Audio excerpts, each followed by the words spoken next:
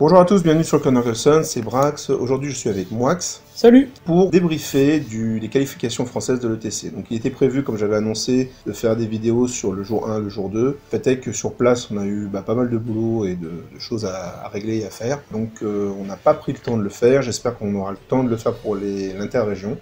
Mais au moins on est avec le capitaine des Résistants Battle et on va pouvoir donc vous raconter un petit peu ce qui s'est passé pendant ce week-end de Pâques. Alors, pour rappel, on était donc répartis en deux poules. Nous on était dans la poule de 5, il y avait une poule de 4 et donc on allait avoir 4 parties. Alors la première, le FBJ sur le Brixroux. Ouais. Ensuite, Enfants du Sud sur Secure Target, donc ça c'était le jour 1. Et ensuite le jour 2, on avait le matin Occitanie sur Spoil of War, Autoroute A6, Capture the Flag. On faisait pas la troisième qui était sur le centre. Tout à fait. Et le jour 3, s'il y avait qualif dans les 4 premiers, enfin dans les 2 premiers de chaque poule, on aurait pu faire un King of the Hill. Voilà. Donc le jour 1, donc comme l'a dit Moax, on était contre FBJ. Donc voilà la team, et voilà les appariements. Donc déjà, appariements, comment ça s'est passé les appariements? Plutôt compliqué pour FBJ, je crois, au niveau des tableaux. Ouais, c'était notre pire tableau sur les 4 parties de ce week-end. Ouais. Soit on est arrivé à quelque chose de potable, on a été sur un petit plus, je crois, ou égal. Ouais, voilà, avec les estimations. On voit qu'on est sur un petit plus. C'est ça. Sachant que on a, comme tu le disais, vu que le tableau était le moins bon, au final c'est plutôt pas mal de s'en sortir avec des estimations post-pairing, tendre vers un petit plus, quoi, une petite victoire. C'est ça, en soi là il n'y avait pas trop d'erreurs d'estimation. Ouais. Je pense que là quand on verra les résultats, c'est plus des erreurs de jeu, des choix de joueurs. Bah du coup les résultats, les voici. Donc on voit que les estimations sont pas trop mauvaises. Le souci c'est que les négatifs sont très négatifs. En fait, ouais, c'est ça, c'est que là on devait appuyer, donc moi je vais prendre mon exemple. Clairement, on devait gagner minimum 15, ouais. On va dire, surtout voilà, après déploiement, etc. Il y a eu des faits de jeu, quoi, on va dire surtout des jets de dés, pas une excuse, mais bon, là, même Batnik l'a dit à la fin. Voilà, je me suis un peu craqué, ce qui fait que je ramène pas les 2 voire 3 points de plus. C'est ça. Fromage, c'est pareil, T4, il devait, je crois qu'il t'avait dit 15, un truc dans le genre. Ouais, et puis ça a redescendu. Puis au final, c'est redescendu de 4 points. Valus a bien remonté sur la fin, c'est ça, pas loin de la game. Et... C'est ça, JC bien remonté, donc... Il a rien lâché, JC. Hein. C'est ça. Donc ça fait 2 grosses victoires qu'on avait prévues, qui devaient se dérouler. C'est ça. Même si Fromage s'était mis en petit plus au début, mais c'est vrai que la partie le ramenait plus vers une grosse victoire. Ouais. Et en fait, bon voilà, on a Tuttle qui réussit plus que son estimation. Donc Tuttle, lui, il a inversé la tendance. Et en fait, le problème, c'est que Marc, quand Biboun fait des erreurs de placement et que Biboun n'a rien raté, donc ça fait 0 très rapidement.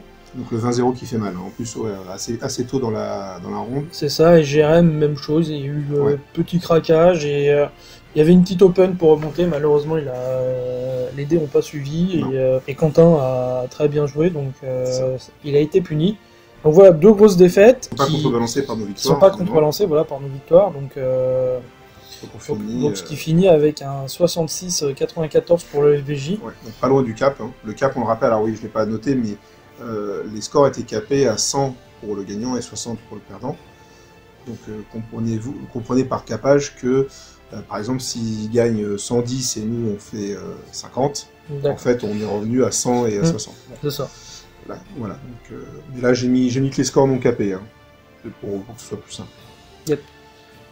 Bon, certes on a perdu contre la FBJ, mais c'était comme tu l'as dit, notre pire estime. C'est notre pire tableau. En fait, l'idée, c'est ce que j'avais dit aux gars, c'est que le FBJ vont jouer à fond pour plusieurs raisons. La première, c'est que ils veulent montrer qu'ils sont les meilleurs franciliens. Oui, c'est une petite guerre amicale entre les équipes franciliennes. L'autre, c'est qu'en fait, ils jouaient un peu leur qualif là-dessus, dans le sens où si nous on les pétait, leur qualif elles étaient déjà pliées, parce qu'ils étaient dans le groupe du FBJ, de l'autoroute et des enfants. S'ils nous explosaient, ça les mettait dans la route, et en fait ça mettait une pression, voire une grosse pression, aux 2 équipes favorites. Donc voilà, ils avaient vraiment à cœur de nous battre, donc ils ont suivi leur truc. Ils ont réussi leur pari. Après le repas, nous avons nos amis des Enfants du Sud. Alors les Enfants du Sud, sur le papier c'était notre meilleur tableau. Et pour avoir échangé avec Benji ensuite, et même avant, on était leur pire tableau. Moi j'avais quand même un peu mitigé le truc, parce que ça reste quand même les Enfants du Sud. Et oui. Ça reste, il y a du niveau, quoi. Ça restait dans les favoris quand même du tournoi. Donc voilà. Ok, donc nos estimations post-pairing, étonnamment non, parce que comme tu l'as dit, c'était notre meilleur tableau, on se retrouve avec un bon plus finalement, parce que on a 4 plus, 3 égales et un seul négatif qui est Edric. Ouais. Et comme Edric nous l'a expliqué dans la présentation des listes et des joueurs, il est un peu là aussi pour encaisser il fait partie des joueurs qui est là pour encaisser les listes pourries. Les trucs qu'on veut pas, on les file. Quoi. Donc souvent il a un match-up négatif. C'est ça. Ça c'est prévu pour en fait, c'est pas dû à sa liste, c'est fait comme ça. C'est ça. Du coup là, quand on voit les pairings, joli. Hein. Pairing joli, ouais, comme on disait, là, ça nous ramenait... Voilà, ça nous ramène pas mal. Ça nous ramène pas mal. Et le souci c'est que, même pendant les pairings, en tout cas moi je l'avais entendu, peut-être pas vous, ils étaient contents des pairings. Donc déjà, on sait bien que quand les deux joueurs sont contents du pairing, c'est qu'il y en a un qui se trompe. C'est ça. Et en fait, on va voir là où... Et voilà, avec les résultats. Voilà, on voit les résultats. Donc on voit qu'il n'y a que Fromage qui a suivi son estimation. C'est ça. En fait, le reste, c'est très simple. Moi, je vais prendre mon exemple pour Gaspacho. Alors clairement, T6, début de mon T6, je joue en premier. J'avais mon estimation, voire j'étais à 13. Ouais. Mais vu que pour une fois, j'étais dans les derniers à finir, on était dans le caca, je voulais quand même sauver pour gratter 3 tranches supplémentaires. Ouais. Donc j'ai testé des trucs, malheureusement rien n'est passé, Gaspacho a bien géré et en fait on nul le scénar, ce qui fait que au lieu de faire 10-10, il gagne 13 et voilà, vu que je perds 3 tranches, je peux pas gagner 13 en fait, puis je rate même mon estimation. Ouais. Et ensuite, on s'est aperçu, quand on faisait les échanges de tableaux d'estimation avec Benji, c'est que on avait des joueurs chez nous qui étaient pas bons. Alex, par exemple, était en moins contre Wingal. Il fait 5, en fait, il doit faire 5, parce que Wingal avait mis dans son tableau d'estimation qui mettait 15 à Seven et Bouffi. Ouais, ou de non-vivant. Ouais. Alors que sur tous les autres match-up, il était en moins, voire moins. Donc voilà, Lionel a fait son taf contre Alex. Bouffi, il a fait une connerie au début, qu'il l'a mis dans le caca, et c'était compliqué de remonter. Mais voilà, Gore il était pas bien contre Bouffi, mais il a réussi à sauver les meubles. Marc contre Benji, Benji s'était mis à 15 ou plus contre Marc, donc au final, Marc a sauvé 3 points, 2 points. Jérém a bien géré finalement. Jérém, il fait parfait dans son estime, il est à 9. Presque à l'égal. C'est ça, donc... Bon, fromage... Fromage. C'est cuit en fromage. Hein. En fait, en plus d'être la némésis de Titi, c'est aussi la némésis de Shawal. Ouais, c'est vrai. Donc il a fait son taf. Grobelin contre PE, en fait, j'ai demandé à Grobelin d'agresser. Pour qu'on l'ait dit, parce qu'on l'a déjà fait la partie. Ouais. PE, en fait, au début, ça l'a un peu. Il a eu un peu peur, il s'est dit, tiens, il me rush, j'ai pas prévu ça. Et au final, le rush via les jets de dés, que ce soit de PE ou de Grobelin, ont pas suivi, donc Grobelin a rebondi. Emmanuel l'a dit à la fin, toute la partie, il était en tension quand même, parce que, comme tu dis, il avait pas prévu que Grobelin l'agresse, et après, il y a les faits de jeu qui font que. Mais ouais, là, c'est du coup grosse défaite pour Grobelin, et puis défaite partout, enfin, je vois... c'est ça, c'est que... Total face à Juggernaut... C'est pareil, là, il y a eu un problème. Là. Il y a eu des craquages, mauvais choix de jeu, donc Jugger, il a puni, donc voilà, c'est pour ça qu'on arrive à se faire caper, c'est ça. En bonne et due forme. 56-104. Puis c'est ramené à 60-100, ça reste un capage, les enfants du Sud partent bien dans cette première journée. Et ils sont bien contents parce que on était leur pire tableau, donc ils ont évité le pire. Donc, ils capent contre leur pire tableau, on peut dire que c'est plutôt pas mal parti pour eux. Bilan du premier jour, 122 sur 320, pour vous donner une idée, c'est 160, la moitié. Donc on est quand même assez loin. On a 38 points de retard. C'est ça, 38 points de retard. Et on avait quand même nos deux estimations post-pairing qui étaient positifs, et on est passé proche du cap la première fois, capé la deuxième. C'est ça. Donc le soir, on a rediscuté tous ensemble. Ouais. Et chacun a amené ses idées, notamment Tuttle qui a apporté l'idée qui peut paraître logique finalement, mais encore fallait-il l'avoir, c'est que pour les estimations à faire contre une armée X, le joueur dans notre cercle de jeu qui joue cette armée fait également les estimations et confronte et permet de pondérer vers le positif ou le négatif les estimations des autres. Ce qui peut pallier le manque d'entraînement contre ce genre de liste. Il y a des armées contre lesquelles les estimations ne sont faites que par rapport au papier. Et c'est ça, malgré discussion, voilà. Ça manquait, on va dire, de profondeur. Ça s'est payé, on voit avec ce bilan du jour 1, 122-320. Moi, clairement, j'espérais oui, plus, parce que je visais quand même En tout cas, j'espérais avec le tableau une petite victoire contre le FBJ. C'est ça. Et après, et limiter la casse contre les enfants du Sud, même si on était en positif, mais on savait que le niveau des joueurs pouvait contrebalancer ça. Bon, reste que l'équipe reste ensemble. On reste ensemble, on a quand même fait une bonne bouffe à la maison. C'est ça, on a refait toutes les estimations sur nos adversaires du matin, du dimanche matin, tout à fait, en suivant les conseils, l'idée de Tuttle. Alors, est-ce que ça a eu un impact ou non? Difficile de savoir, mais en tout cas, ce qui était sûr, c'est que l'émulation était bonne. Oui, ça a redonné un élan voilà. Pour cette deuxième journée. Parce que bien sûr, le moral est un petit peu bas, ce qui est logique. Deuxième jour, donc le dimanche, et nous affrontons l'Occitanie, qui était de leur propre aveu, pas l'équipe qui pensait partir, hein, mais eux, ils ont fait une démarche que je trouve extrêmement intéressante.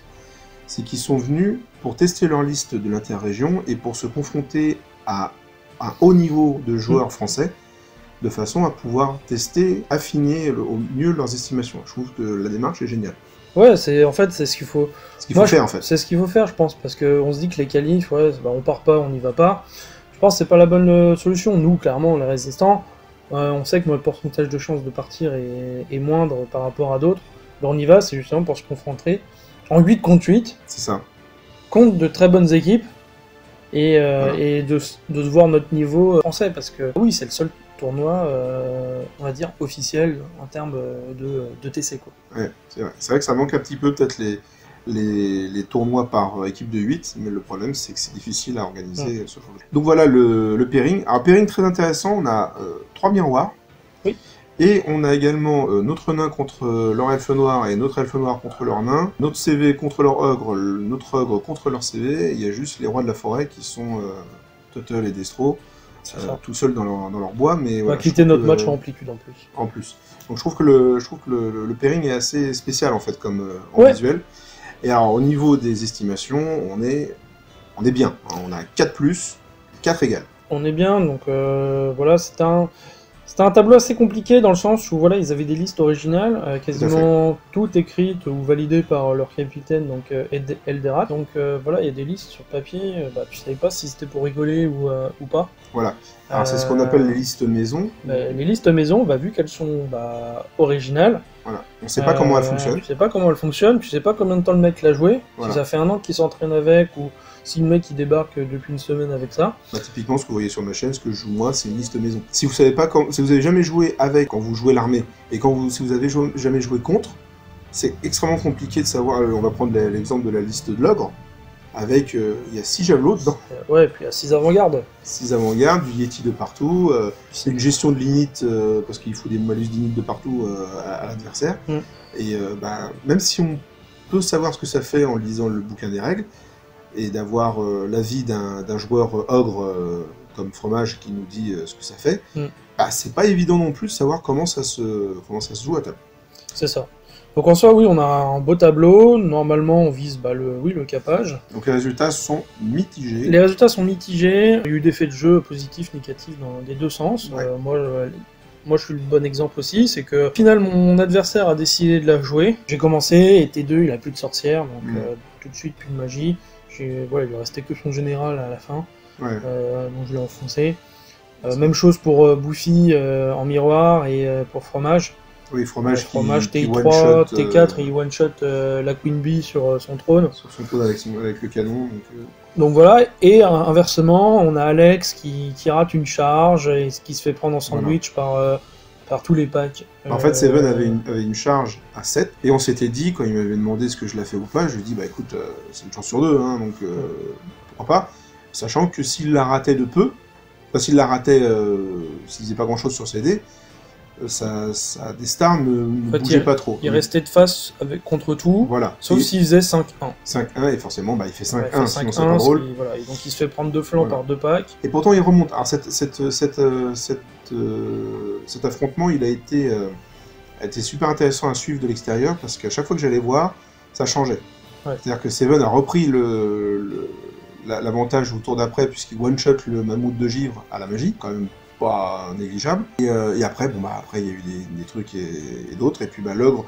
Il faut voir aussi que, comme on disait, l'Occitanie, vu qu'ils n'étaient pas là spécialement pour essayer de faire les meilleurs qualifs du monde, mais pour tester leur liste, comme pour ton elfe noir, Ils ont joué leur game. En fait, oui, il y a un peu comme une sorte de super entraînement. Ouais, ça, il n'y a eu aucun refus de partie, parce qu'au final, même l'Empire, pas rushé, mais il a quand même avancé, il a créé du jeu, donc... Du coup, quand vous êtes comme ça, en tournoi, quand vous dites que le mec d'en face, jamais il vient, donc vous la jouez un peu moins sécure, vous êtes moins bunker parce que vous savez que c'est lui qui viendra pas, mais s'il le tente et qu'il réussit, ouais, c'est ça, voilà, Alex, c'est ce qui s'est passé pour Seven. Alex, ça a marché. Gobelin, il fait 5 points malheureusement parce que donc il joue contre la liste là avec ses 75 tueurs. Malheureusement, il rate des charges quasi auto qui fait que le joueur sur spoil, même avec ses 2 scoring, il arrive à prendre 2 pions. C'est ça. Alors qu'il aurait pu ils auraient pu au moins annuler le scénario, malheureusement il le fait pas. Il laisse des moitiés de pack, et alors que le joueur nain a bien roulé, donc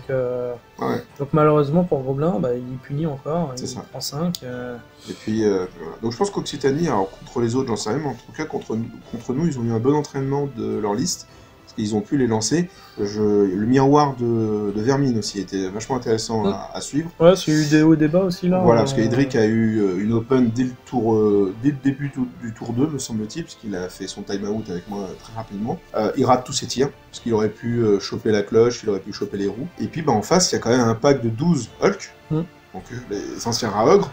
Alors sur le papier, on se dit, ouais, bof. Et puis finalement, avec le malus de la cloche, avec la magie du vermine démon qui était en divination, et 12 vermine Hulk, ça rigole pas, quoi. Donc, ça reste un pack à beaucoup de PV, donc... Et il y a un moment, il y a un énorme gangbang de Skaven, il y a des rats de partout, et en fait, ils s'en sortent tous les deux avec quasiment rien. La table a été rasée, et finalement, ils perdent 8, mais c'est peu, hein. C'est peu, puis même jusqu'au Tésis, s'ils pouvaient... ça aurait pu être 12, hein, en fait. Ouais, ça aurait pu être l'inverse, donc... L'amplitude était autour du 10, donc voilà. Donc c'est un peu spécial comme ronde, très agréable cependant. Et moi, perso, je suis très content d'avoir vu des listes maison qui fonctionnent, parce que c'est ce qu'on veut avec le 9e âge, c'est d'avoir le jeu, on se prévaut d'avoir le jeu le plus équilibré, et donc si c'est pour voir la même liste fois le nombre d'équipes, c'est un peu dommage, quoi. Et donc on finit avec un 97-63, donc on rate le capage de 4 points, on va dire. Dommage, mais après le job il est fait, quoi. Voilà, le job est fait, ça fait une victoire, hein, enfin. Puis ça fait enfin une victoire, on va dire, sur le papier, c'est la victoire, on va dire, sur le papier, la plus simple à aller chercher. Ouais. On parle de victoire, pas forcément de capage. Hein. Non. Donc objectif fait, puis surtout la réaction des joueurs, quoi. C'est que tout le monde s'est senti concerné, pas de prise de haut, et voilà, concentré jusqu'au bout avec des miroirs qui ont fait des gros scores ou pas. C'est ça. Et voilà, il y a eu des petits craquages. Sûr que oui, si Alex rate pas cette charge, ça change la partie. Gros-Blin, un peu pareil. Et ça ramène les 4 points, on va dire, qui manquent pour caper, quoi. Mais d'un autre côté, on a notre tir de canon qui tue la Queen Bee en un coup, il y a toi qui se débarrasse de la magie en tour 2. Donc, ouais, c'est ça, c'est qu'il y a d'autres faits de jeu. Buffy, il se fait charger avec un pack de Shapti par les chars, l'autre pack de Shapti par les serpents, et au final, c'est lui qui sort vivant des... il renvoie tout le monde. Des 2 cacs, donc oui, il y a eu des faits de jeu dans les deux côtés, donc... Après, les faits de jeu, comme on dit, alors par fait de jeu... c'est des jets de dés malencontreux d'un côté ou de l'autre, ou ce genre de choses. Mais ça, c'est inhérent au jeu, on peut pas les prévoir. Ah non, ça on prévoit pas, non. Et c'est ce qui est intéressant, parce que sinon, on ferait pas les parties, on ferait que des stats. Ah bah ouais, ça sert à rien d'acheter des films. C'est ça. Et on finit par nos amis de l'autoroute A6, ainsi nommés, puisque il y a deux Lyonnais qui sont Rudy et Marc, du Moutland. Et on se retrouve avec ce pairing-là. Alors, on se retrouve avec ce pairing-là, donc pareil, là on joue un peu sur la psycho, parce qu'ils savent qu'on sait les empêcher les freiner un peu, quoi. À leurs objectifs, donc on joue un peu là-dessus. Clairement on sait qu'on n'est pas bien sur ces qualifs, que ça va être compliqué de jouer lundi, donc voilà, moi je dis aux mecs, pour les emmerder, faut continuer là-dessus. En toute amitié, hein. Donc voilà, Jérém continue son pairing, on arrive sur des matchs tableau assez négatifs, un léger négatif, mais on se dit, il y a moyen quand même de les embêter. C'est ça. Avec encore un miroir pour Buffy, il aura mangé... ça de toute façon on le savait, et c'est pour ça qu'on lui a fait jouer aussi cette liste avec bannier enflammé, c'est que s'il jouait sur UD, il avait un petit avantage sur les cacs. C'est ça. Et on se retrouve avec quelque chose de on suit cohérent. Ouais, c'est ça, en fait, il y a des avantages, des désavantages. Ouais. Je reprends mon exemple avec Baous, il gagne que 7. L'ami Baous, frustré par sa partie parce que pendant 5 tours de comète, elle tombe pas. C'est ça. Il y a une comète qui est encore en Alsace là. C'est ça, elle est restée là-bas, je sais pas si elle tombait. Quoi. Et moi j'étais pas loin de prendre la scoring et qu'on fasse 10-10, donc encore pire. Parce qu'en fait on était donc sur flag. Hein. Ouais, on était sur flag et en pas fait. du tout bon pour toi. Ouais, surtout contre l'orchestre. J'ai fait une patate, la partie a duré une demi-heure tout pété avec déploiement compris. En fait, j'envoie un gyro menacer 5 cochons, je laisse un seul cochon, je me rate sur des jets de dés. C'est du cochon sauvage, donc c'était quasiment que de l'indu 6. C'est ça. Donc je me craque mon tour-ci, et lui en fait il va se craquer aussi, parce que en plus que sa comète tombe pas, il a envoyé les fanatiques tour 6, lancé les 3 fanatiques dans une barrette de 10 nains, de 10 longues barbes, sachant qu'il avait déjà fait 5 morts à la magie. Puis il m'en tue que 2 en fait, avec ses 3d6 Fana. Donc au final, personne prend de bannière, donc on reste. Il gagne que 13. À la bâche quoi. Il gagne à la bâche parce qu'il prend les 3 petits avions, un canon orgue. Donc voilà, Edric contre Verti, quoi, Humble. En gros, l'elfe Sylvain chope une scoring Ouais, parce que Jérém connaît connaît pas ses règles, Jérém. Il pense que c'est Raog ont frénésie alors qu'ils l'ont pas, donc il rate son test et il charge le pack des Bambis, donc il va se faire retourner. Ouais. Donc ils se mettent d'accord pour dire que de toute façon, en jouant le druidisme et tout, que Jérém ne prendra jamais de scoring parce que Verti va se barrer derrière un enfant en plus. Donc ils se mettent d'accord pour que Jérém perde 13-7. Bon, soit l'estimation est tenue. Ce qui va dans le Steam. Et voilà. Puis, donc deux parties qui finissent très, très vite, la tienne et celle d'Edric. Ouais, c'est ça. Avec 2-7, donc c'est 2 défaites, mais c'est pas non plus. Déjà, ça suit les Steam. Ouais, ça suit les Steam. Et c'est pas les défaites de ouf. C'est des défaites qu'on peut donner aux. Parce qu'on donne les défaites de scénario quand on refuse un scénario. C'est comme Grobelin contre Mielome, Mielome. Ça finit vite parce qu'ils se mettent d'accord pour un 10-10. Ils continueront la partie et Grobelin gagnera 16. Ouais. Mais bon, voilà, il avait fait sa patate en homme bête parce que j'avais demandé à Grobelin d'agresser. Parce que si Rudy, tu le laisses agresser, il sait très bien jouer. Ouais. Par contre, si c'est lui qui se fait agresser, c'est un peu plus compliqué. Et vu sa liste, il ne pouvait pas se permettre de laisser passer le Pégase dans ses lignes. Donc ils sont mis d'accord sur un 10-10. Donc bon, là, on descend sur l'estimation. Ouais. Grobelin était en plus. Ensuite, on a Alex, malheureusement, encore ses jets de dés.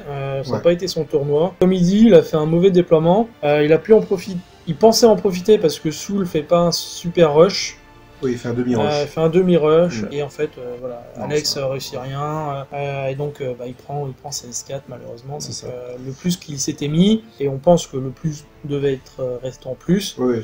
Là-dessus, il n'y a pas une erreur d'estimation, c'est qu'Alex a vraiment tout raté et Marc a réussi, ça arrive. Hein. Ça ferait l'inverse de Bouffi contre Pandy, où en fait Bouffi ne donnera que 65 points à Didier. Ah ouais, très très fort. C'est intéressant comme partie à voir celle-là. C'est ça, c'était super intéressant parce qu'en fait, à un moment, Bouffi fait une connerie, il se reforme mal. Oh, c'est pas totalement une connerie. Ouais, mais il a pas fait attention et en fait c'était assez punitif. Ouais. Mais Didier rate la charge des Chaptis et en fait ça déroule derrière. Donc Bouffi, au lieu de faire un 10-10, c'est un 10-10 mais à amplitude parce qu'en fait s'il y en a aucun qui joue, ça reste à ça. S'ils l'ont joué, donc ça pouvait être qui tout double. Et puis bon, Bouffi il connaît comme Pandy, en fait, il connaît très bien l'Undying Dynasty, il connaît très bien son armée. Il s'est donné les moyens d'aller chercher les 2 Undying Dynasty du dimanche. C'est ça. C'est quand même faire un 18 et un 17 contre en miroir, c'est quand même pas mal du tout. Ouais, c'est top. Surtout, comme disait Bouffi, même si je ne disais pas prendre en compte, il sait que Didier sur le papier est meilleur par l'expérience et tout. Mais je lui dis, écoute, Bouffi, t'as joué, ça fait 7 mois que tu joues. Que UD, t'as quand même fait du résultat en tournoi, aie confiance en toi, fais ton jeu, et c'est ce qui s'est passé quoi. Donc voilà, après on a Marc contre Andreas, il s'était mis en moins, Et au final, bah, en fait, il a pris rapidement les 2 packs de spectres avec sa magie, Marc, et en fait, après, il a backup. Bah, sachant que les spectres étaient ce qui lui faisait le plus mal, puisque... Ouais, c'est ça, c'est... ça scope son armure. C'est ça, donc il a réussi à prendre ça, compliqué de prendre des scorings, parce que lui, il peut en perdre aussi, donc voilà, il gagne 11, 11 sur un mois, donc c'est très bien, pas de soucis. Fromage, il avait prévu une égalité sur Big Frost, parce qu'en fait, il connaît pas du tout le démon. Ouais, il connaît pas le démon, donc ils ont perdu, ils ont perdu, pardon, parce que ça a servi à Fromage. Antoine lui a expliqué l'armée. C'est ça. Sachant que c'était la V2.0, donc en fait, c'est des listes, comme contre Solkiss.Y, c'est des listes qu'on verra plus forcément parce qu'elles sont plus vraiment faisables. Ouais, même au mois de mai, ça change encore. Et ça change encore dans quelques temps. Ouais. Donc voilà, Fromage au final fait pas une patate, mais voilà, il est parce que lui sur Flag il est pas top non plus. Non. Et au final, il y a des faits de jeu où il arrive à prendre Sugulag, parce que Big Frost rate des saves et des invus sur des boules de feu, il se fait perdre des PV tout seul au fiasco, et les bouts de fer ou le bout de fer le termine. Donc voilà, il gagne 12 en partant. À la Fromage, quoi. À la Fromage, voilà. Et puis Total contre Titi. Alors, si vous voulez voir la partie, elle est disponible sur la page d'Encore, donc c'est A French Mercenary, c'est une page Facebook. C'est ça. Il filme la quasi-totalité de ses parties en tournoi. Et donc celle-là, vous pourrez la voir si vous voulez la regarder. Ça, là, je spoil le résultat. Voilà, Total a pris un risque. Son côté offensif, peut-être, qui a parlé, il a voulu tenter des trucs. Ouais. Le match, de toute façon, était compliqué de base. Ouais. Là-dessus, Skaven... Il n'y avait plus vraiment d'enjeu. Autoroute, Ouais, mais... Si on pouvait encore être dans les 4 premiers. Oui, on pouvait être encore dans les 4 premiers. Puis s'il avait vraiment réussi son plan, il pouvait la gagner. Et puis quand tu regardes les résultats, on passait peut-être devant. Donc au final, il prend tout. Donc voilà, ils se sont expliqués après sur qu'est-ce qu'il aurait pu faire de mieux et inversement. Donc j'espère que ça lui a servi. Puis voilà. Donc on perd la ronde 90-70. Donc on se fait pas caper. Donc on les emmerde. Voilà, avec amour. On les emmerde avec amour. Mais on va dire que le job est à demi réussi dans le sens où on se fait pas caper. C'est quand même quand on regarde le tableau, on aurait peut-être pu faire un peu mieux. Parce qu'à part Marc qui est passé de moins en plus. Et Bouffi et Fromage, Fromage et Bouffi qui passent de égal à plus, voire plus. Malheureusement, Alex a fait l'inverse. Et on va dire que Total, s'il avait ramené 5-6, tout de suite, voilà. Il y a des une petite amertume, mais après le mental était là. Il y avait de la motivation aux tables. Je pense qu'on aurait pu choper le 80-80. Ouais, bien sûr, ouais, on aurait pu choper le 80-80. Je pense qu'il y avait ça qui était faisable. Non, puis voilà, ils ont été sérieux, même si c'est des copains, il n'y a pas de cadeau qui est fait à la table, je connais quasiment par cœur, on sait comment on joue. Bon, il y a la fatigue qui arrive un peu, parce que même si ça fait que 4 parties, ça reste des parties qualif ETC, donc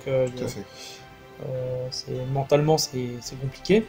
Donc voilà, on va dire on a fait le job à moitié, mais je me dis que cette journée 2 est plutôt positive. Tout à fait. Et puis pour nos amis de l'autoroute, quand même, je pense qu'ils sont contents d'avoir mis 90 aux résistants. Sachant que eux ils ont une 3ème partie derrière. Ouais, c'est ça. Oui, non, mais je pense que pour eux ils sont contents aussi du résultat. Ils ne capent pas, ça les embête, mais ils savent que dans tous les cas ils joueront la finale contre Enfants du Sud lundi matin. Le lendemain. Bon, bilan du jour 2 est positif. On est à 167 sur 320, alors on est à tout juste l'égalité finalement. Enfin, on est un petit peu au-dessus de l'égalité. L'égalité de la moyenne. Ce qui était, on va dire, prévu. On pense quoi? Oui, c'est ça. On pensait caper, on pensait se faire caper. On va dire, plus ou moins. On avait une victoire, une défaite. C'est ça, donc au final on fait une... C'est normal. Voilà. Le logique, et puis voilà, c'est comme je dis, c'est qu'il y a eu... les gens se sont remis en question. Oui. Les gens se sont remis en question et le job a été fait. Donc ça c'était cool. Bon, le bilan. Alors évidemment, on joue pas le lundi. Bah en fait on joue pas lundi parce qu'en fait c'est hyper serré. Il s'est passé un truc le dimanche soir. C'est ça, c'est en fait, à la base on devait rentrer pour que on fasse toutes les vidéos avec Baptiste. C'est ça. Et vu qu'on se fait pas caper, on fait les calculs, et en fait si autoroute cap, hot and bash, c'est nous qui jouons le lundi. C'est ça. Alors avec peu de chance de se qualifier, mais au moins on joue contre l'Est. On joue contre l'Est lundi. Donc on joue pour le top 4 en fait, pour le podium c'est ça. même si il n'y a pas vraiment de podium, mais c'est l'idée, quoi. C'est d'être dans le... Voilà. Donc on se dit, bon, bah, on va rester pour regarder... En plus, c'est intéressant de voir les parties des autres, parce qu'il y a quand même, comme on l'a dit, du niveau, c'est toujours intéressant. Regarder. Ouais, c'est ça, c'est qu'on peut tourner autour des tables, voir ce qui se passe. Et puis en plus, on mangeait le soir à la salle. Sur place, donc on s'est dit, plutôt que de faire un aller-retour. Ouais, donc... Et il se passe un truc que personne n'attendait, je crois, c'est l'autoroute contre Rottenbach. Ouais, bah en fait, alors je sais pas si c'est une question de calcul par rapport... Parce qu'en fait, vu que les enfants du Sud nous avaient capé, mais que l'autoroute nous a pas capé, et que les enfants du Sud n'ont pas capé Rottenbach, peut-être que Baous, alors ça j'en sais rien, il faudrait peut-être lui demander, voulait préférer que ça soit Rottenbach qui passe le jouet le lundi. C'est un peu compliqué. Hein, mais, ouais, en fait c'est compliqué par rapport au calcul, mais dites-vous qu'en fait l'écart était moindre en fait si c'était Rottenbach que si c'était nous. En fait, les points du lundi étaient pris que entre les 4 premiers, en fait. Voilà. Entre les 2 premiers de chaque poule. Et donc, en fait, oui, c'est-à-dire que ils avaient moins de points à rattraper aux enfants du Sud. Aux enfants du Sud, si on prenait en compte Rottenbach plutôt que Résistant, puisque les enfants du Sud avaient plus de points sur nous que sur Rottenbach. C'est ça, tout à fait. C'est un peu compliqué, il faudrait que je vous fasse des slides d'explication, mais on va passer ça. Dites-vous que, voilà, ils voulaient gagner, mais pas trop. C'est ça, donc après j'en sais rien de ce qui était vraiment prévu, mais... D'après ce que j'ai vu, ça a joué quand même. Non, ça a quand même joué. Ils ont pas lâché... Ils se sont retrouvés avec 4 miroirs quand même, ouais. Et au final ça a craqué sur toutes les tables. Complètement. Et ce qui fait que Rottenbach ont failli caper... Ils ont failli... quoi, 96 je crois, je sais plus, mais... Ouais, c'était violent. Hein. C'était plus de 90, largement plus de 90. Et ça devient tellement violent que, entre ce qu'a fait Sud était contre l'Est, c'est ça ? Ouais. Et bien du coup, ça va se jouer entre Sud et Rottenbach. C'est ça, c'est en fait le lundi, ça jouait. Si Autoroute capait Enfants du Sud et que Rottenbach capait l'Est, c'était Rottenbach qui partait. C'est ça. Donc il y avait peu de chance sur le papier que ça se passe. Il fallait que les 2 rondes soient jouées, quoi. Fallait que les 2 rondes soient jouées. Et puis bon, comme l'a dit Titi notamment sur sa chaîne, ils lâchent rien, ils sont fair play jusqu'au bout, ils sont venus jouer, ils ont tout donné contre Sud. Ça. Je ne sais plus le résultat, mais je crois que Sud gagne bien. Ils capent pas, mais ils gagnent bien. En fait, ils capent pas. Techniquement, ils capent parce qu'ils arrêtent une partie parce que c'était déjà plié et que les gens voulaient rentrer, quoi. Ouais. Bon, toujours est-il qu'il y a eu cette espèce de retournement de situation grâce à Rottenbach le soir, c'est ça. Qui prive Autoroute d'une qualif potentielle, mais on a vu quand même sur le tournoi que les enfants du Sud ont un peu survolé ils capent tout le monde à part Rottenbach. Voilà, le tournoi. Le bilan de notre équipe, cependant. Donc, voilà les moyennes de tout le monde. Ouais. Alors c'est pas là pour fustiger les uns les autres, hein, c'est pas l'idée. L'idée c'est de voir un petit peu comment on s'en est sorti. Par rapport au rôle de chacun. Voilà. Et donc on voit que les bâcheurs, malheureusement... il y en a un qui est pas... cher, ouais, c'est ça, c'est qu'on va dire... Bon, Fromage fait le boulot. Ouais. C'est le seul qui a que des victoires, d'ailleurs, Fromage. Il a full win. Ouais, ça c'est la magie. C'est Fromage, la magie du fromage. Ensuite, on a l'ami Bouffi, qui après 2 parties où il perd 9... Ouais. Au final, avec son super dimanche en miroir, 17, ramène un 13,3 de moyenne. Donc, c'est en dessous de ce qu'on veut d'un bâcheur, mais voilà. C'est bien d'un point de vue personnel. Tout à fait.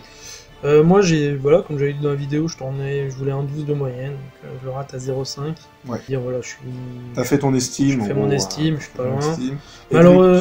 Malheureusement, notre autre bâcheur, Grosblin, lui... Grosblin, lui, ça n'a pas été son week-end. Ses rushs, on va rater, donc malheureusement, quand on tente des rushs, c'est punitif, donc il fait 6 de moyenne.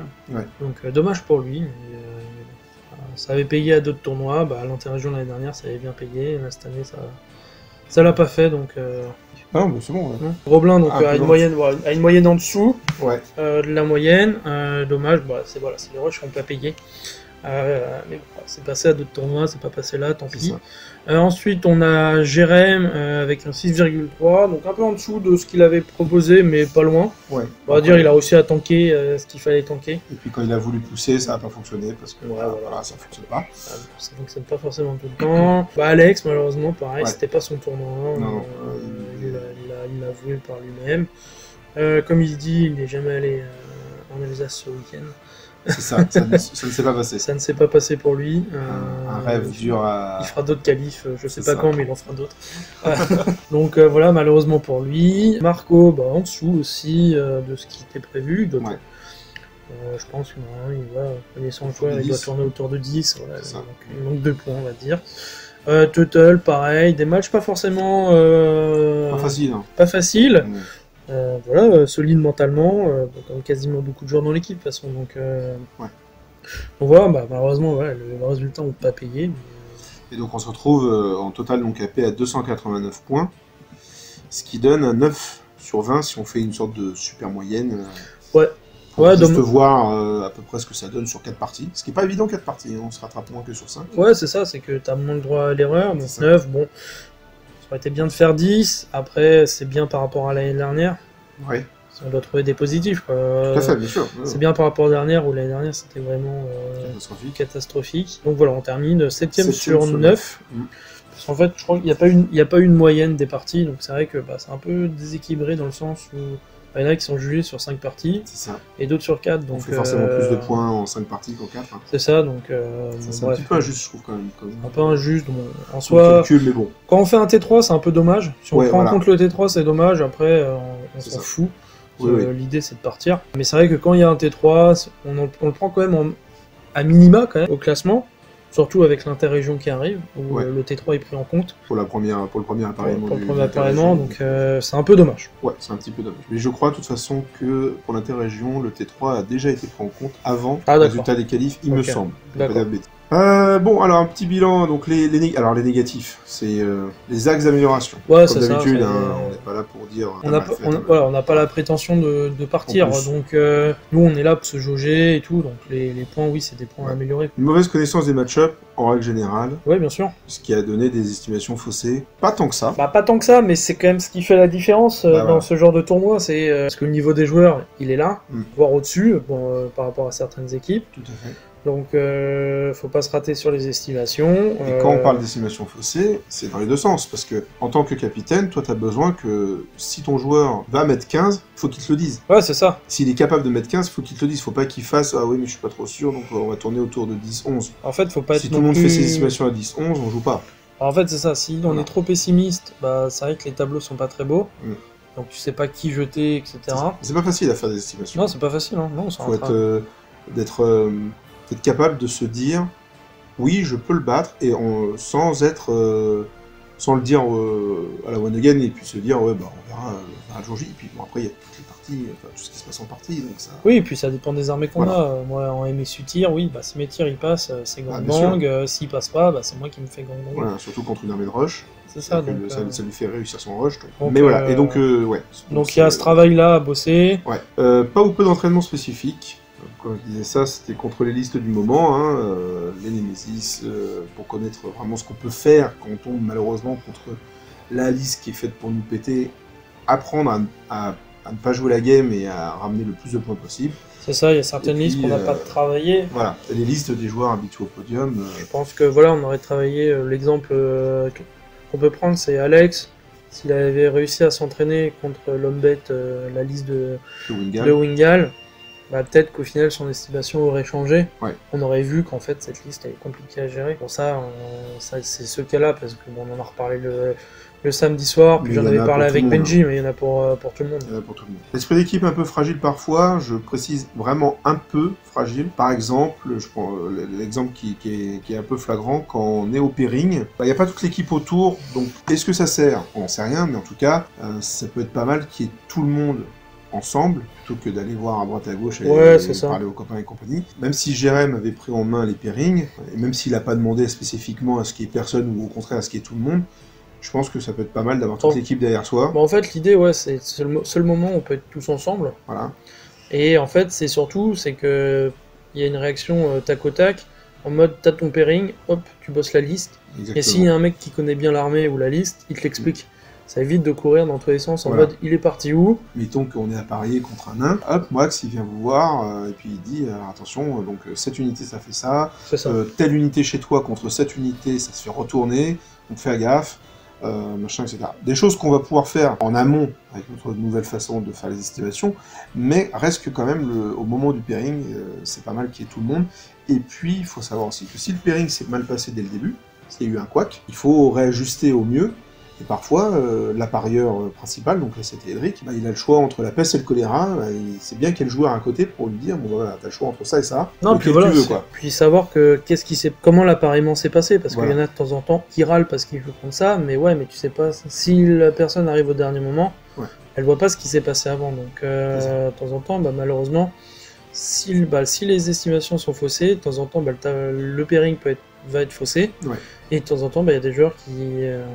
ils auront beau avoir 4+, 6+, bah, ils vont tomber contre les deux équipes où il est en moins.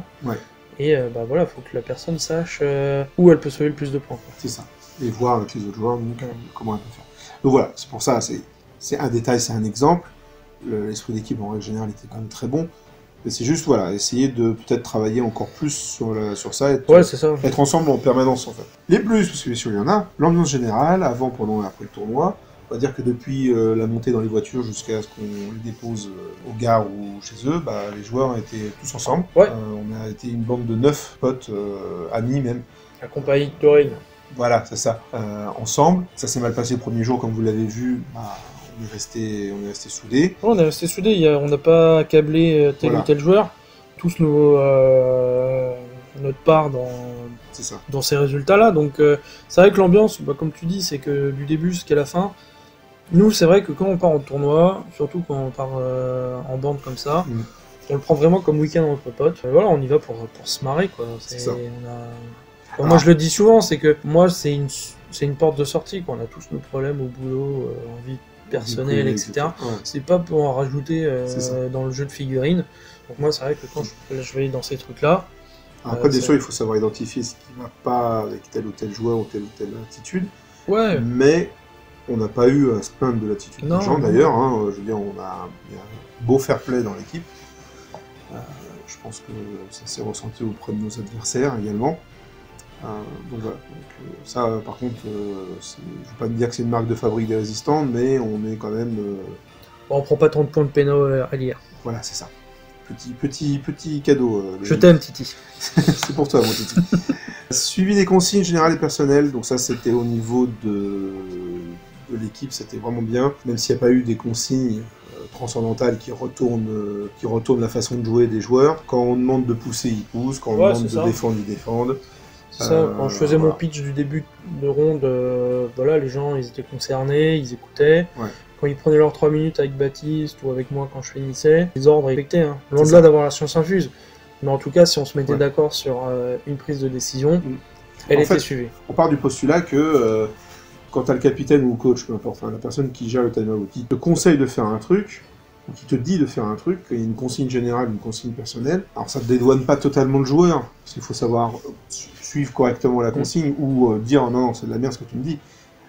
Mais on va dire que la responsabilité retombe quand même pas mal sur la personne qui a donné les consignes. La seule responsabilité qu'a le joueur, c'est suivre la consigne. Après, si la consigne était complètement faussée, qu'il ne l'a pas vue, on ne peut pas lui reprocher d'avoir suivi les ordres. C'est ça. Quelque part, c'est ça. La présence d'un 9e homme, donc moi, pour faire le coach, le timeout, le service à table. Je pense que ça t'a pas mal permis de te focus sur les parties, en fait. Ouais, c'est la première année où on fait ça. Vraiment ça, parce qu'on l'avait fait il y a 2 ans à l'interrégion avec Alex. Mais pas dans ce... Il était 7e homme. C'était pas dans cette idée vraiment de coach, c'était plus en suivi logistique. Enfin, voilà, on n'a pas eu de discussion comme toi et moi, on a pu en avoir sur ce rôle de coach. Ce que tu devais faire. Donc là, c'était vraiment top, parce que oui, moi, ça m'a complètement déchargé. Donc j'étais focus sur mes parties. Chaque fois que j'ai pris mes 3 minutes, elles m'ont servi. Le meilleur exemple, c'est contre l'Elfe Noir. Voilà, j'avais des doutes sur des charges ou des mouvements. Baptiste m'a confirmé que j'avais bon ou tort. J'ai suivi ces trucs, puis ça a payé. Voilà, c'est vrai que moi j'avais pas arrêté mes parties pour gérer les 7 autres. J'ai beau jouer rapidement, puis être focus sur mes trucs. Tu vois, le service à table, c'est un petit truc qui est fait que tu gagnes du temps. Tu restes focus dans ta partie, tu gagnes du temps. Tu restes focus, surtout que Baptiste était cool. Il a pris aussi pour nos adversaires. Donc ce qui fait qu'on a la meilleure note du tournoi. On a gagné un truc. C'est ça, on a la plus grosse note du tournoi, mais honnêtement en plus moi ça me fait plaisir parce que le service était génial. Après, mais ça me fait plaisir d'avoir dépensé des sous là-bas. Tu sais qui t'aide quoi. Voilà. Tu t'aides un club de basket et autres sports dans une petite ville. Qui a super bien géré le truc. C'est ça. Et en temps de coach, moi c'était la première fois, j'avoue que j'étais un peu fébrile à l'idée de... En fait, quand Moax m'a dit c'est toi qui vas gérer le time-out, j'ai fait ah ouais, d'accord. Parce que bien sûr, j'ai beaucoup moins d'expérience que Moax dans le jeu et dans les tournois, donc mes conseils sont pas forcément les plus éclairés. D'un autre côté, on voit plus de choses quand on est à l'extérieur d'une game. Et puis parfois, juste le fait de discuter avec quelqu'un qui te propose les différentes voies qu'il peut prendre, le fait de les énoncer à voix haute à quelqu'un, sans même avoir son avis, ça permet à la personne de les avoir posés, de les avoir exprimés à voix haute, et ça permet parfois de faire le bon choix. C'est ça. Ou d'éviter du moins le mauvais. Donc, et moi, alors, le coach, j'avais un peu peur de m'ennuyer, je vous avouerai, parce que les parties c'est quand même 3h, 3h30, 4h pour certaines. Et bah non en fait, parce que vous passez sur les 8 tables, outre le service à table, mais il y a le côté voir comment tout se passe, regarder les games pour essayer d'évaluer, pour pouvoir donner des consignes générales, venir vers le tour 3 pour avoir une estimation du résultat, faire mon rapport à Moax par rapport à ça, pour savoir si on pousse, si on tank, si on lâche les lions pour essayer de renverser une situation qui est mauvaise. Donc c'est super intéressant comme boulot coach. Vraiment, vraiment sympa. C'est encore une autre facette du hobby que je connaissais pas. C'est un petit peu frustrant de pas jouer. J'avoue que pas lancer de dés dans la journée. Les pitous, là. Ouais, c'était un petit peu dur. Enfin, pas dur, mais ouais, on se dit, je ferais bien une partie quand même. Pas forcément dans le tournoi, mais une partie tout court en fait. C'est comme quand t'es orga, quoi, c'est dingue. Voilà, c'est exactement ça. C'est comme quand t'es orga. Mais par contre, on est vachement bien occupé. Hein. En tant que coach, j'ai pas fait autant de vidéos et de photos que je voulais. C'est pour ça que l'intro de cette série de vidéos, elle est pas comme je le voulais, mais bon, c'est pas grave. Donc, ouais, on a du boulot en tant que coach, et je pense que pour des tournois en équipe de cette envergure, que ce soit la qualif ETC ou même l'interrégion et d'autres, un coach, c'est nécessaire. Ouais, je suis d'accord. Un 9e homme, c'est nécessaire. Je suis d'accord. Parce que je l'ai vu avec des équipes qui n'en avaient pas, et surtout des équipes qui avaient prévu d'en avoir et qui n'en avaient pas. Ils l'ont dit eux-mêmes. Hein. Il y a une logistique. Il faut gérer le truc que gère normalement le coach, quoi. Donc, on va pas dire que c'est de être obligatoire dans le règlement, mais je pense que franchement, il faut pas s'en passer. Il faut pas s'en passer de ça. Et c'était super intéressant, je trouve, ce qu'a fait le Roi Lich en proposant des équipes de 9, en fait. D'intégrer complètement le coach sur le T3 et dans la team. C'est ça. Et la remise en question suite au J1. Donc, comme on vous a dit, la discussion qu'on a eue le soir et la réévaluation des estimations contre Occitanie. C'est ça. Travail de groupe, émulation positive, estimation réévaluée, tout ça. Des choses qu'on va essayer de faire en amont maintenant. Oui. Hein, ça va être c'est le but, hein, c'est de faire ça. Mais en plus, moi, l'ayant vu de l'extérieur, vu que moi, j'avais pas de partie de prévu le lendemain, même si je participais un petit peu, je regardais. Et franchement, j'ai même presque envie de dire jouissif de voir de voir toute la team se pencher sur... Alors, on est sur la liste Ogre, Fromage, qu'est-ce que tu penses de ça? Ouais, ça s'est fait naturellement. Ouais. Puis, en fait, voilà, ça a clashé. Léger. Mais en fait, ça montre aussi que les gens sont motivés. Oui, ils ont envie d'avoir... impliqués, ouais. Ils ont envie. Ils sont pas là pour faire les touristes. C'est ça. Donc, il y a eu petit clash. Et en fait, tant mieux. Au début, moi, j'avais dit à Baptiste que je voulais pas en parler. Ouais. Moi, je t'avais dit que... ça, c'est parce que je l'avais vu de l'extérieur aussi. Et au final, vu qu'ils m'ont tous demandé qu'est-ce que je pensais de cette journée, Baptiste, il m'a dit, vas-y, dis ce que tu penses. Ouais. Donc, je lui ai dit ce que je pensais tout haut, et au final, ça a servi, tant mieux. Ouais. Comme l'a dit Seven à ce moment-là, hein, s'il y a un moment où il faut en parler, c'était là, quoi. Oui, bien sûr. De toute façon, ça se voyait que tout le monde avait... Moi, je l'avais vu de l'extérieur, peut-être pour ça que toi, tu l'as peut-être pas vu, forcément, parce que tu étais dans ta partie. Mais je pense que ça se voit... Enfin, moi, je l'ai vu que les gens allaient vouloir en parler. Pas, encore une fois, pour fustiger l'un ou l'autre, mais parce que il y a clairement eu... des merdouillages, voilà, des manquements, ou peu importe.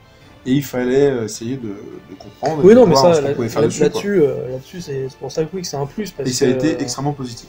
Ouais, c'est ça. Je trouve que c'était extrêmement positif. L'idée, c'est qu'il faut transformer l'essai en faisant ça maintenant, tout le temps, en amont, et pas après une journée de bâche, quoi. Ouais, c'est ça, parce qu'en fait, on avait fait. On est rentré quoi, à 21h, 22h, dans le dîner, en fait.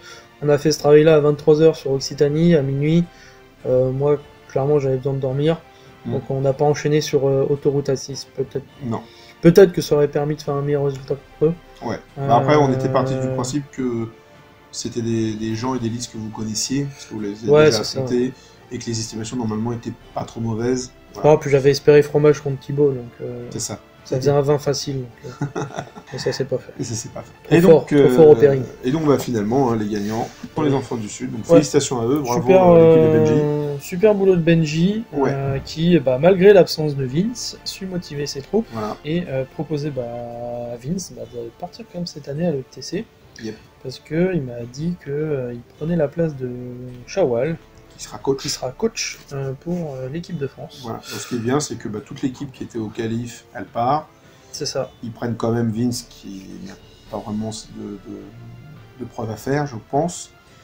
Et du coup, là, on a quand même une équipe qui a un niveau et une mentalité qui est parfaite. Enfin, les mecs, ça fait 3 ans qu'ils jouent vraiment tous ensemble. Moi, pour avoir parlé à Benji avant et après les qualifs, de comment ils travaillent et la motivation, tu vois que cette équipe de France peut faire quelque chose.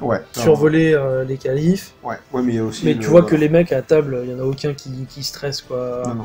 Ils ont des parties compliquées, ça réfléchit, parce qu'ils pensent pas forcément que les mecs vont tenter ça. Je reprends 2 exemples contre eux. Moi, contre Gaspacho, ils pensaient pas que j'allais rusher avec mes avions. Ils pensaient qu'ils allaient se concentrer sur mes can work. Bah non, en fait, moi, j'ai de la chance d'avoir Tuttle, donc je peux faire pas mal partie contre F. Sylvain. J'en ai déjà affronté en tournoi.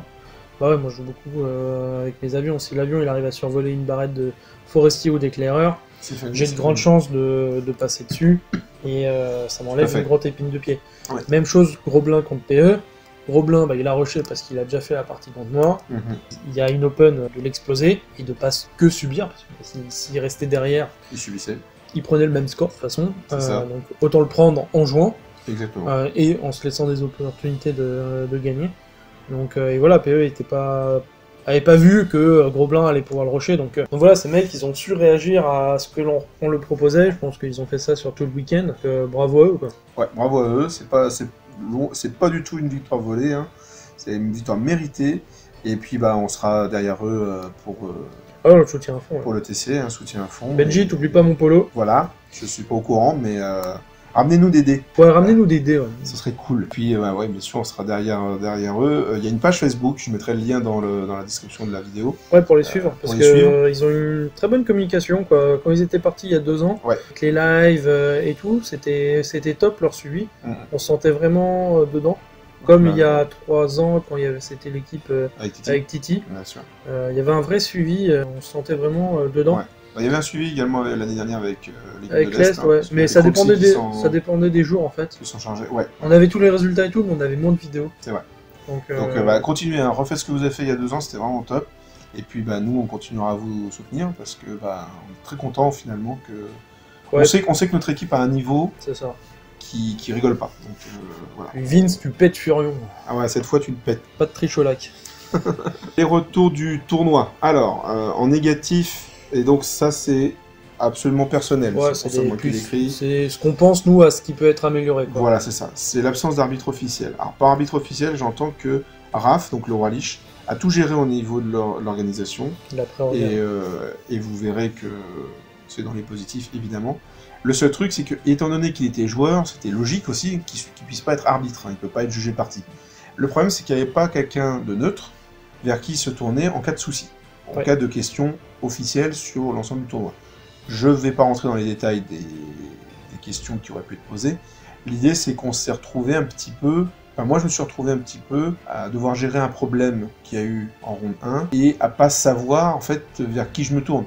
Et même à un moment, je suis allé pour un problème beaucoup moins grave, je suis allé voir Raph pour lui demander on a jusqu'à quelle heure pour jouer la partie. Il me fait moi, j'ai rien à dire, hein, vous débrouillez, à telle heure qu'on ferme la salle, après, si vous voulez faire 4h30 de partie, vous faites 4h30 de partie. Donc voilà, c'est pas du tout contre l'organisation du Roi Lich que je dis ça, c'est juste que moi, je pense que comme il faudrait un 9e homme dans chaque équipe, Là, il faudrait un arbitre. Un seul, hein. Un seul mec qui est là pour trancher les décisions. Ouais, je suis d'accord, parce que voilà, c'est vrai qu'on va dire à des tournois solo, de temps en temps, soit les personnes se mettent d'accord, soit on prend un 3e joueur. Voilà. Là, c'est quand même plus compliqué parce qu'on est dans un cadre il y a un enjeu qui très compétitif quand même. Même s'il y a une bonne ambiance et tout, ça reste compétitif. On peut pas arrêter un mec en pleine partie en disant tu peux venir arbitrer un truc. Et puis on peut pas demander à un mec d'une équipe adverse, vu l'enjeu, de décider entre telle et telle équipe, je dois trancher un problème X, Y, Z, qui pourrait avoir un impact sur qui va partir au final. C'est plus sujet à des problèmes a posteriori que voilà, il vaut mieux que le problème soit réglé en interne. C'est pour ça qu'un arbitre neutre serait pas mal. Après, c'est pas évident de trouver cette personne, on est d'accord. Et puis bon, ça c'est pour rigoler, hein, l'Alsace c'est beau mais loin, donc c'est très beau. C'est en plus l'endroit où franchement c'était super joli. C'était top. Si Raph, tu refais ça, alors ouais c'est loin, mais par contre on a trouvé un super gîte. Voilà, et donc on vous dira pas où parce qu'on va le garder, mais merci Liliane. Et du coup... et Gertrude.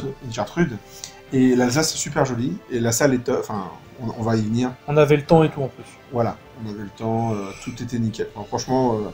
Et on arrive donc dans les plus sont beaucoup plus nombreux que les moins, vous allez voir. La salle était géniale, donc c'est un gymnase. C'est les meilleures salles parce que le sol il est agréable, c'est haut, c'est hyper ventilé. On peut se balader pieds nus quoi. Voilà, c'est ça, il y a des gradins pour s'asseoir, enfin bon, c'est très très très agréable. Et en plus, bon, c'était pas de votre fête, mais heureusement, il faisait beau.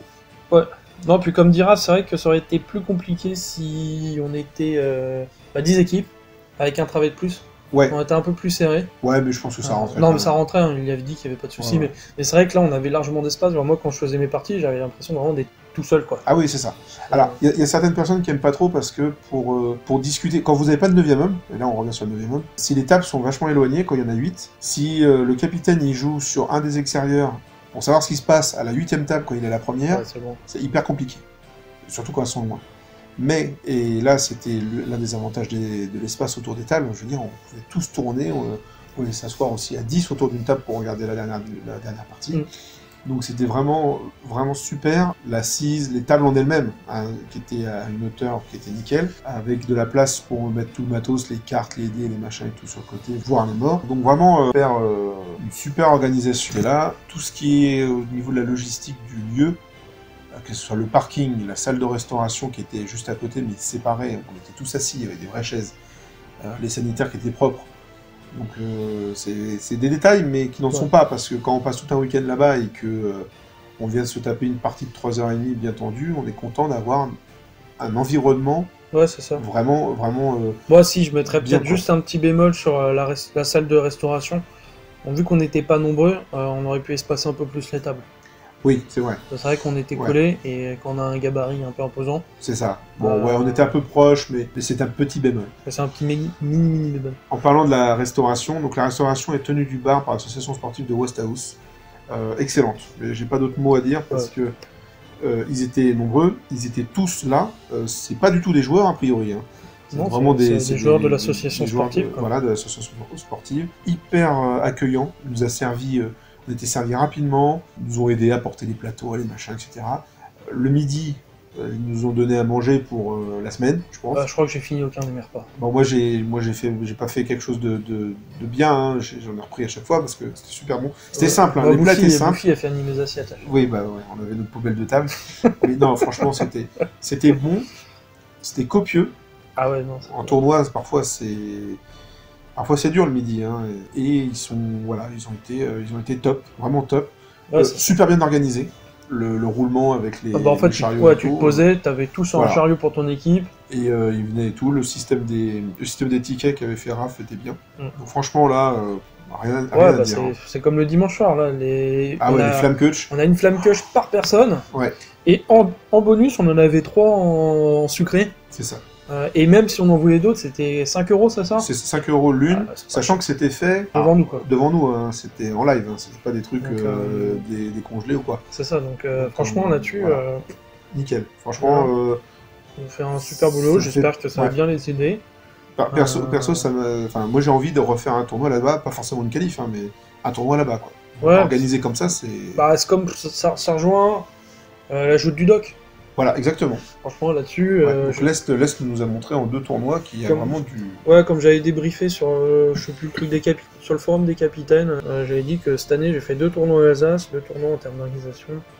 C'était top. Ouais. Et donc l'orga général, bravo au Roi Lich, parce que même en amont, hein, l'orga avant, on a eu les prix rapidement. Ah ouais, ça c'était top, parce que super, les paiements ont pu être envoyés en termes d'organisation en équipe, ça permet de combien on doit, de payer rapidement. Toi, je pense que Roi Lich, ça t'a servi aussi à boucler rapidement le nombre de joueurs que tu avais. Ouais, c'était pas évident. Pour faire les décors, etc. Non, franchement, la pré-orga était top. T'as répondu à toutes les questions, t'as mis à jour par rapport au budget bouffe, etc. Franchement, c'était top. Ça s'est super bien déroulé, donc vraiment un top tournoi. Et ça, c'est encore un avis personnel. Juste un membre neutre qui sert d'arbitre en cas de litige. Ouais, c'est ça. Et on est au top du top. Ouais, mais bravo au Roi Lich pour l'organisation, et bravo à l'association sportive de Westhouse et merci surtout pour leur accueil dans ces locaux qui sont très très bien pour un tournoi. Bon voilà, donc raté, hein. Raté une nouvelle fois. On partira pas à Novi Sad. On s'en fout, on ira au Luxembourg. Voilà, donc Luxembourg, vous avez entendu ça sur toutes les vidéos des qualifs. Donc le Luxembourg a proposé sa candidature et a été retenu pour le TC 2020. Le Luxembourg, ce qui est bien, c'est que c'est à côté de la France, que c'est des copains qui organisent en plus. Et donc il y a de très fortes chances que l'année prochaine, outre le fait qu'on va essayer de se qualifier, très certainement. Puis des billets à déposer aussi. Voilà aussi, ça on n'en parlera pas. Le SC semble très intéressant en termes de... on va créer un sous-pays résistant, avec puisque même notre jeune Paddy vient. Donc... Voilà, c'est ça. Donc ça va être très cool, donc ça on verra l'année prochaine. Et puis bien sûr il y aura les qualifs. On verra si on fait une équipe ou non, mais je pense que oui. Oui, il y aura équipe. On va certainement faire une équipe résistant. Juste pour bloquer Baus. Voilà, juste pour l'embêter. Et puis, parce qu'on l'aime beaucoup, notre orc. On veut qu'il s'entraîne. Voilà. On veut qu'il se dépasse. Et on se retrouvera... Non, oui, l'année prochaine, il y aura encore Résistant. Ouais. Déjà un projet d'organisation qui s'est mis en place. Toulouse, quoi. À côté de Toulouse, à ce que j'ai compris. Donc, j'espère que ça va répondre encore présent, qu'on aura... Voilà, plus d'équipes. Je dis pas qu'il faut qu'on ait autant d'équipes qu'à l'interrégion, ça sert à rien. Non, c'est pas l'idée. Mais voilà, qu'on soit déjà en chiffre repère, ça c'est déjà cool. Parce que j'aimerais faire 5 parties. Oui, c'est sûr. Même au-delà de ça, enfin, après ça dépend du nombre d'équipes, mais je trouve que pour des qualifications, faire que tout le monde joue contre tout le monde, c'est le plus juste en fait. Ouais, ça c'était bien l'année dernière. Voilà. L'année dernière, on avait fait ça, et c'est vrai que ça fait... Ouais, ça sous-entend de nombreuses parties, on l'avait mis en vote, avec Raph l'avait proposé, mais le problème c'est que là, ça faisait 8 parties. Ouais. Donc ça faisait 3-3-2, ça veut dire que tu repars le lundi soir, donc lundi soir, ça veut dire que tu as les embouteillages. Voilà, ouais. Donc c'est vrai qu'on avait jugé que là-dessus. Ouais, après, voir si on peut en faire le vendredi soir, j'en sais rien, c'est une idée, mais... À voir comment ça va s'organiser. Oui, à voir, mais voilà, j'espère que l'année prochaine on sera en nombre pair. Au moins en nombre pair, ouais. Comme ça, tout le monde peut jouer 5 parties. Et puis il y aura toujours cette même très bonne ambiance, parce que on aurait pu aussi le mettre dans les retours positifs, c'est que malgré le fait que ça soit un tournoi très important pour les joueurs qui viennent, une très bonne ambiance. L'ambiance est top, quoi. Les gens sont contents de se retrouver, parce que voilà, on vient tous d'un peu partout en France. Il n'y a pas d'esclandre pendant les parties. Voilà, franchement, on critique beaucoup les qualifs et ce mode hardcore gamer, on va dire. Et en fait, qu'on n'a pas. Non. Qu'on n'a pas, parce qu'on prend l'exemple de l'Occitanie, qui disent pourquoi ils viennent. Au final, je pense, moi c'est mon point de vue, le ressenti que j'ai eu auprès d'eux, mais ils n'ont pas passé des mauvaises qualifs. Non. Ah non, mais je pense que, comme je l'ai dit tout à l'heure, pour moi c'est un exemple à suivre, ce qu'ils ont fait à Occitanie. Ouais, c'est ça. Franchement, n'hésitez pas. Et puis, ils sont pas non plus venus avec rien, parce qu'on a vu que, mine de leur liste, il y avait des choses vachement intéressantes. Non, au contraire, c'est intéressant. C'est intéressant, même si peut-être que les très gros joueurs se diront, entre guillemets, ça sert à rien de venir parce que vous ne qualifierez pas. Ouais, mais au moins ça laisse une... Je dis pas qu'on doit faire comme 40K où ils ont 3 voire 4 tournois de qualification. Ouais, d'ailleurs c'est le D1 ce week-end. Ouais, là on sera Wikipart pour l'équipe de France. Pour l'équipe de France. Mais tout n'est pas acheté dans 40K, au niveau de l'organisation, loin de là. Quand je vois qu'à l'ETC, ils ont un prix de peinture et que nous, non, c'est un peu dommage, par exemple. Ouais, mais bon. Bon, après, eux, ils ont une fédération. Et je pense que c'est ce qui manque au 9e âge en France, c'est une fédération. On verra ce que ça donne la fédération Occitanie. Tout à fait. Et on leur souhaite bonne chance pour la création de ça. Ça peut peut-être servir après pour créer une fédération française. Absolument. Donc c'est un bonne chance sincère, hein. C'est pas une bonne chance... Ouais, c'est ça, c'est que... Voilà, c'est... Moi j'ai hâte de voir ce qu'ils vont faire, et puis pourquoi pas, hein, parce que je pense qu'on pourrait créer une fédération française 9e âge. Ça nous empêchera pas de faire des qualifs, mais avoir ça pourrait être pas mal. Merci beaucoup Max pour ce débrief et cette conclusion sur les qualifications ETC. Prochain projet, c'est dans moins d'un mois. C'est déjà l'interrégion. C'est déjà l'interrégion. À l'interrégion, on va essayer de vous faire aussi des vidéos, vous présenter des petites choses.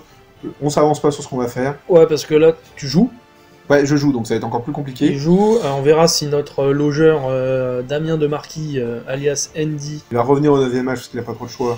Viendra, s'il est dispo ce week-end, faire notre 7e homme. Ah, ce serait chouette ça. On verra avec lui, en termes d'organisation, mais ouais. Voilà. Et là, direct, on a déjà envoyé les listes. T'as envoyé les listes hier, c'est ça? Ouais, c'est ça. T'as envoyé les listes hier, donc là on attend le retour de l'adjudant Michel Gratulacci. C'est ça. Gardien de la paix.